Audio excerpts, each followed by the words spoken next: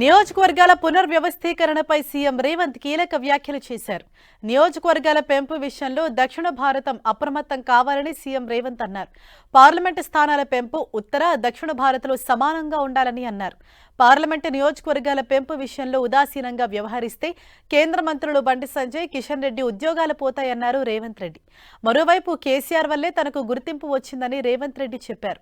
మహాభారతంలో శకుని లేకపోతే కృష్ణుడు లేడని రేవంత్ రెడ్డి అన్నారు. కేసీఆర్ లేకపోతే తాను లేనన్నారు. కేసీఆర్ వల్లే తనకు గుర్తింపు వచ్చిందని రేవంత్ చెప్పారు. హరీష్ రావు కాలనాగు కంటే ప్రమాదమన్న రేవంత్ రెడ్డి కేసీఆర్ను కేటీఆర్, హరీష్ రావు గృహ నిర్బంధం చేశారన్నారు.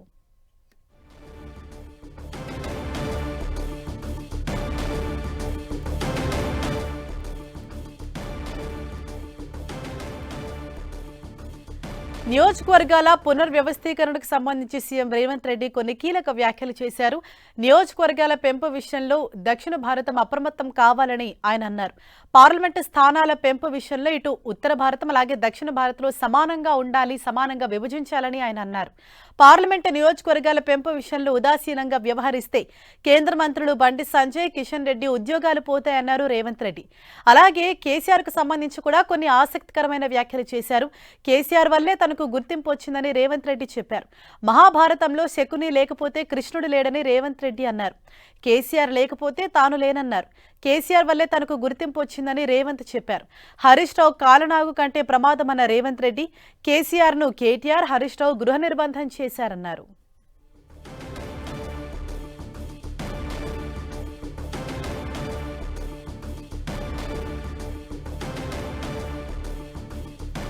చిట్ చాట్ లో సీఎం రేవంత్ రెడ్డి కీలకమైన వ్యాఖ్యలు చేశారు. నియోజకవర్గాల పెంపు విషయంలో దక్షిణ భారతం ముఖ్యంగా అప్రమత్తం కావాలి. పార్లమెంటు స్థానాల పెంపు విషయంలో ఇటు ఉత్తర అలాగే దక్షిణ భారత్కు సంబంధించి సమానంగా ఆ పెంపు అన్నది ఉండాలి. పార్లమెంటు నియోజకవర్గాల పెంపు విషయంలో ఇటు ఉదాసీనంగా వ్యవహరించకూడదన్నారు. ఒకవేళ అటువంటివి ఏమన్నా వస్తే బండి సంజయ్, ఇటు కిషన్ రెడ్డి ఉద్యోగాలు పోతాయని ఆయన కీలక వ్యాఖ్యలు చేశారు. అలాగే కేసీఆర్ కు సంబంధించి కూడా కొన్ని ఆసక్తికరమైన వ్యాఖ్యలు చేశారు. కేసీఆర్ లేకపోతే తాను లేను అన్నట్లు ఆయన మాట్లాడారు. మరింత సమాచారం మా ప్రతినిధి కొండల్ మనకు అందిస్తారు. కొండల్, ఈరోజు చర్చకు సీఎం రేవంత్ రెడ్డి పలు అంశాలపైన, ముఖ్యంగా సన్న బియ్యం, అదేవిధంగా వ్యవసాయానికి నష్టపోతం చేస్తున్న అంశాలపైన క్లారిటీ ఇవ్వడంతో పాటు పొలిటికల్ కామెంట్స్ కూడా కొన్ని చేశారు. ఒకవైపు కేసీఆర్ లేకపోతే తనకు ఈ పేరు, ఈ గుర్తింపు వచ్చేదే కాదు, మంచికి చెడుకు డిఫరెన్స్ ఉన్నందుకే తనకు మంచి స్థానంలో తనకు పేరు ప్రఖ్యాతులు వచ్చాయని చెప్పి సీఎం రేవంత్ రెడ్డి చెప్పారు.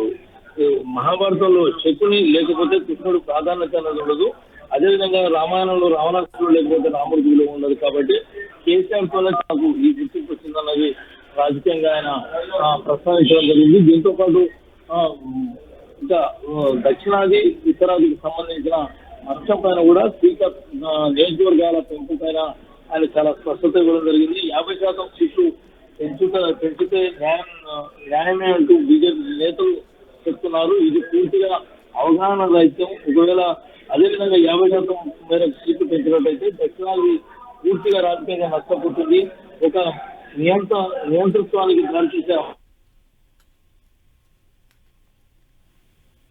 ఓకే కొండల్.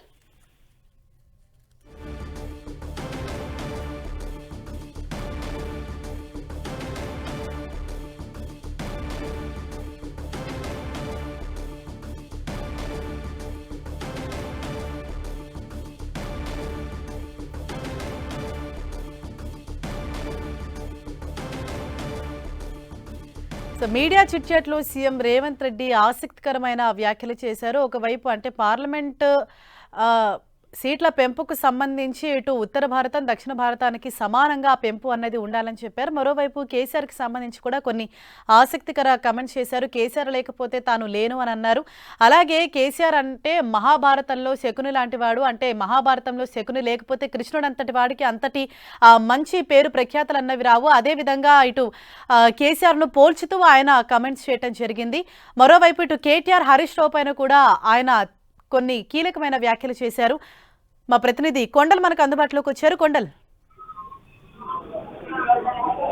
కేసీఆర్ వల్లే తనకు గుర్తింపు వచ్చిందంటూ ఆయన చిట్ చాట్ లో చేసిన కామెంట్స్ ఇప్పుడు ఆసక్తిగా మారాయని చెప్పుకోవచ్చు. ఎందుకంటే రామాయణంలో రాముడు ప్రాధాన్యత రావణం వల్ల జరిగిందని ఆయన ప్రస్తావించడం జరిగింది. ఇక హరీష్ రావును కారణం కంటే అత్యంత ప్రమాదకరమైన వ్యక్తిగా ఆయన చెప్పిన పరిస్థితి ఉంది. మొత్తం చూసుకుంటే ఈ బీఆర్ఎస్ నేత ముఖ్యంగా బావబామర్ది అంటే కేటీఆర్ హరీష్ ఇద్దరు కేసీఆర్ ను గృహనిర్బంధంలో పెట్టారని తాను భావిస్తున్నానని చెప్పి చెప్పడం జరిగింది. ఇక పరిపాలనకు సంబంధించిన అంశాలపై నియోజకవర్గాల పునర్విభజనలో బీజేపీ చాలా తప్పుడు దారిలో వెళ్తుందని చెప్పి ఆయన ప్రస్తావించడం జరిగింది. రాష్ట్ర బీజేపీ నేతలు ముఖ్యంగా లక్ష్మణ్ బండి సంజయ్ లాంటి నేతలు 50% నియోజకవర్గాల పెంపుతో తెలంగాణకు వచ్చే నష్టమేం లేదు, ముఖ్యంగా దక్షిణాదికి వచ్చే నష్టమేం లేదు అని చేస్తున్న వ్యాఖ్యలను ఆయన తీవ్రంగా ఖండించడం జరిగింది. అసలు పూర్తి అవగాహన రైతులతో వీళ్ళు మాట్లాడుతున్నారు. ఎందుకంటే ఒకవేళ 50% ప్రకారంగా సీట్లు పెంపుగా జరిగినట్టయితే భవిష్యత్తులో యూపీ లాంటి స్టేట్ లో 120 ఎంపీ స్థానాలు పెరుగుతుంటాయి.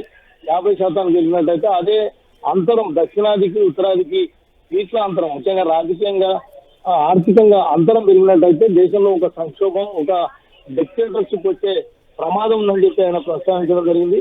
అందుకే తమ ప్రాధాన్యత తమ రైతు ఒకటే దక్షిణాది ప్రస్తుతం ఏ విధమైన వ్యత్యాసం సీట్ల నియోజకవర్గాల ఎంపీ స్థానాల్లో దక్షిణాదికి ఉత్తరాదికి మధ్యన ఏ విధమైన సంఖ్యాపరంగా వ్యత్యాసం ఉందో అదే వ్యత్యాసాన్ని అనుగుణంగా సీట్ల పెంపు జరగాలన్నదే తమ డిమాండ్ అని చెప్పి సీఎం రేవంత్ రెడ్డి ప్రస్తావించడం జరిగింది. దీనికోసం అవసరమైతే భవిష్యత్తులో ఒక ఐక్య కార్యాచరణ పోరాటం చేసే దిశగా కూడా ముందుకెళ్తాం, కేంద్రాన్ని కళ్ళు తెరిపిస్తామని చెప్పి ఆయన ప్రస్తావించాల్సిన పరిస్థితి. ఇక పంటల మార్పిడికి సంబంధించి ఆయన కీలక వ్యాఖ్యలు చేశారు. పంటల మార్పిడికి రైతులపై ఒత్తిడి తీసుకురాము, అవగాహన కల్పిస్తామని చెప్పడం జరిగింది. దీంతో పాటు కల్తీ ఆహార పదార్థాల కల్తీకి సంబంధించి ఒక ప్రత్యేక చట్టాన్ని తీసుకురాబోతున్నామని చెప్పి ఆయన ప్రస్తావించడం జరిగింది. ప్రస్తుతం డ్రగ్స్ సంబంధించి ఈగలు అదేవిధంగా హైడ్రా లాంటి వ్యవస్థలను ఎట్లా తీసుకొచ్చామో అదేవిధంగా ఒక పటిష్టమైన వ్యవస్థను తీసుకొస్తాం. కల్తీ ఆహార మార్పిడి కల్తీ ఆహారాలను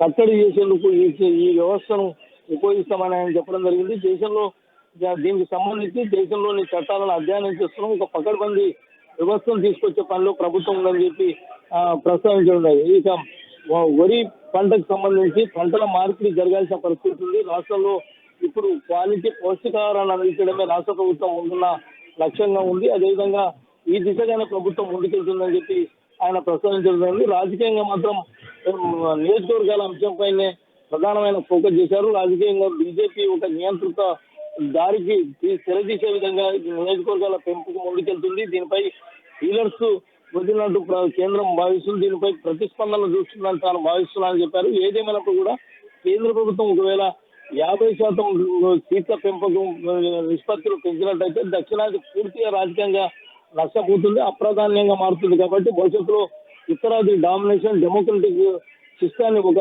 డిక్టేటర్షిప్ దిశగా తీసుకెళ్లే యోజనలో కేంద్ర ప్రభుత్వం ముఖ్యంగా బీజేపీ విధానం ఉందని ఆయన ప్రస్తావించడం జరిగింది.